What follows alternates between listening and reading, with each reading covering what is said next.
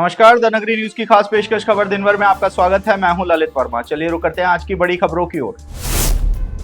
राजस्थान में संभावित मंत्रिमंडल फेरबदल के कयासों पर एक बार फिर से ब्रेक लगता हुआ नजर आ रहा है। पिछले दिनों चर्चाएं जोरों पर थी कि राजस्थान में 2 दिसंबर को मंत्रिमंडल फेरबदल देखने को मिल सकता है, लेकिन सूत्रों की जानकारी के अनुसार अब 2 दिसंबर को ये संभव नजर नहीं आ रहा है। सूत्रों के अनुसार इस सवाल का जवाब है दिल्ली में केवल शीर्ष नेतृत्व के पास। इसी बीच प्रधानमंत्री नरेंद्र मोदी का प्रस्तावित जयपुर दौरा 10 दिसंबर को बताया जा रहा है। प्रधानमंत्री नरेंद्र मोदी राजस्थानी प्रवासी सम्मेलन में शिरकत करने के लिए जयपुर आ सकते हैं, क्योंकि राज्यों में औद्योगिक निवेश को आमंत्रित करना नरेंद्र मोदी की शुरू से बड़ी प्राथमिकता रही है। हालांकि 1 या 2 दिन में मुख्यमंत्री भजनलाल शर्मा दिल्ली जाकर प्रधानमंत्री को औपचारिक निमंत्रण देंगे। हालांकि मंत्रिमंडल विस्तार में हो रही देरी उन लोगों के लिए निराशाजनक है जो नए मंत्रिमंडल की लाइन में खुद को खड़ा देखते हैं। कृषि मंत्री किरोड़ीलाल मीणा ने एक फरियादी महिला को गौशाला की जमीन पर अतिक्रमण न होने का आश्वासन दिया है। उन्होंने महिला के हाथ पर ही लिखकर यह आदेश दिया है कि कोई भी गौशाला के काम को नहीं रोकेगा और वह 4 दिसंबर को संत आश्रम निकटपुरी सिकराय दौसा गौशाला पहुंचेंगे। आश्रम में 4 दिसंबर को पूर्णिमा के अवसर पर कार्यक्रम रखा गया है, जिसमें मंत्री किरोड़ीलाल मीणा को न्योता दिया गया है। यह आज जयपुर में एयरपोर्ट स्थित चाय की थड़ी पर हुई जन सुनवाई के दौरान महिला ने किरोड़ीलाल मीणा को सामने ये समस्या रखी। किरोड़ीलाल मीणा ने मौके पर ही महिला के हाथ पर लिखा कि कोई भी गौशाला का कार्य नहीं रोकेगा। उन्होंने अपने हस्ताक्षर भी किए। महिला निकटपुरी सिकराय दौसा से जन सुनवाई में जयपुर पहुंची थी। साथ ही किरोड़ीलाल मीणा ने कहा है कि अगर उनकी बात कट गई तो वह खाट बिछाकर बैठ जाएंगे।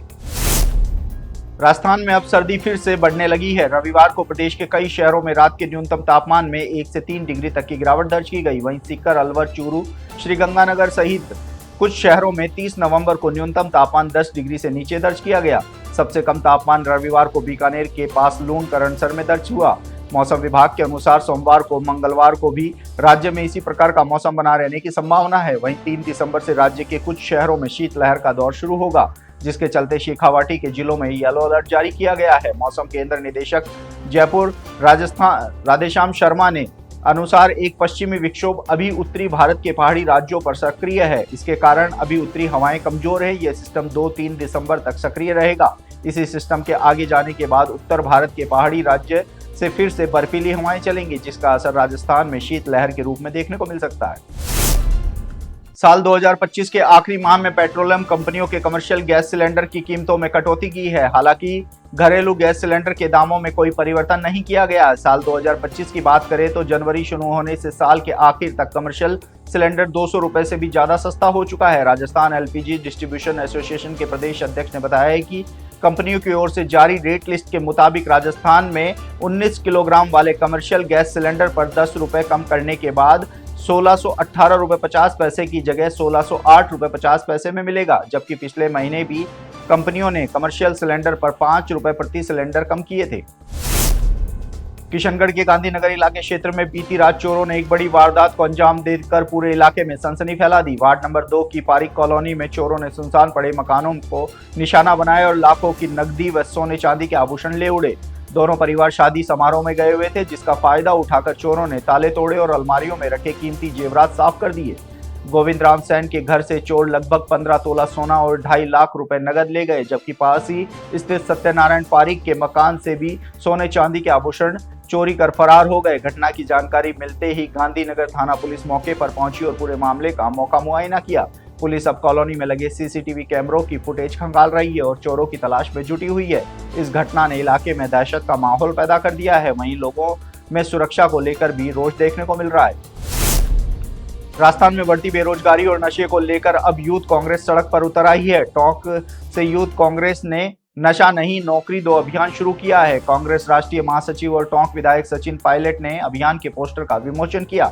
इस दौरान एनएसयूआई के पूर्व प्रदेश महासचिव अजय मीणा के नेतृत्व में युवाओं का प्रतिनिधिमंडल सचिन पायलट से टोंक सर्किट हाउस में मिला, जहां पर मीडिया से बातचीत करते हुए अजय मीणा ने कहा कि प्रदेश की सरकार ना युवाओं को रोजगार दे पा रही है, ना ही नशे के खिलाफ ठोस कार्रवाई कर रही है। ऐसे में गांव-गांव, शहर-शहर जाकर यूथ कांग्रेस के युवा आम जन को जगाएंगे और इस अभियान के माध्यम से प्रदेश सरकार की भी आंखें खोलने का काम करेंगे।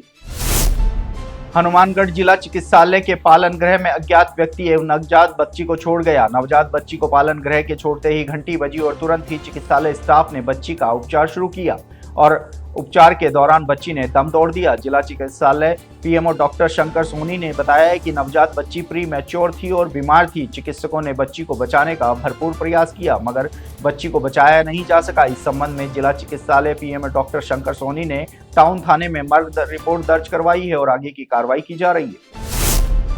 अजमेर जिले के पिसांगन क्षेत्र में पिछले 10 दिनों से भटक रहे एक हिमालयन ग्रिफॉन वल्चर गिद्ध को रेस्क्यू किया गया है। यह विशालकाय गिद्ध हिमालयी क्षेत्र से भटककर यहां पहुंच गया था। हिमालयन ग्रिफॉन गिद्ध हिमालय क्षेत्र में पाए जाने वाला एक विशालकाय पक्षी और एशिया के सबसे बड़े गिद्धों में से एक है। यह अपनी भारी शारीरिक बनावट, शक्तिशाली चोंच और विशाल पंखों के लिए जाना जाता है। इस प्रजाति को IUCN की लाल सूची में संकटग्रस्त के रूप में सूचीबद्ध किया गया है। भारत सरकार भी इसके संरक्षण के लिए गिद्ध कार्य योजना 2020-25 जैसे प्रयास कर रही है। पिसांगन पहुंचा गिद्ध भी इसी संरक्षित प्रजाति का एक सदस्य बताया जा रहा है। पिसांगन निवासी समाज सेवी मनोज सैन और सुरेंद्र कुमार सैन ने इस भटकते हुए गिद्ध को मकान की छत पर बैठा देखकर वन विभाग जयपुर की टीम से संपर्क किया। उनकी सूचना पर उप वन संरक्षक अजमेर ने एक टीम का गठन किया।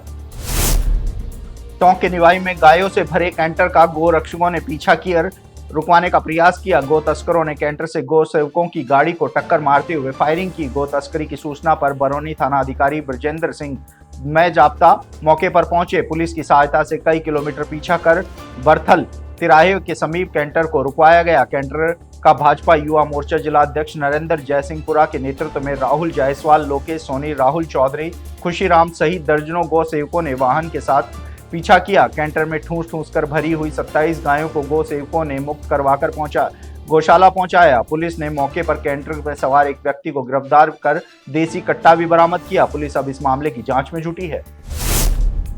हनुमानगढ़ के अमरापुरा थहेड़ी गांव में हड्डा रोड़ी को लेकर विवाद खड़ा हो गया है। ग्रामीणों के एक पक्ष ने सरपंच रोहित स्वामी पर हड्डा रोड़ी की 2 बीघा जमीन पर अतिक्रमण करने के आरोप लगाए हैं। सरपंच के खिलाफ नारेबाजी की। वहीं सरपंच रोहित स्वामी ने आरोपों को निराधार बताते हुए कहा है कि अस्थायी हड्डा रोड़ी गांव के अंदर है जिसकी बदबू से ग्रामीण परेशान है और हड्डा रोड़ी को दूसरी जगह स्थानांतरित किया जा रहा है। वहीं दूसरे पक्ष ने सरपंच पर अतिक्रमण करने का आरोप लगाते हुए जिला कलेक्टर को ज्ञापन सौंपने की बात कही। तो ये थी दिन भर की तमाम बड़ी खबरें। कल फिर से आपके साथ रूबरू होंगे, तब तक के लिए नमस्कार।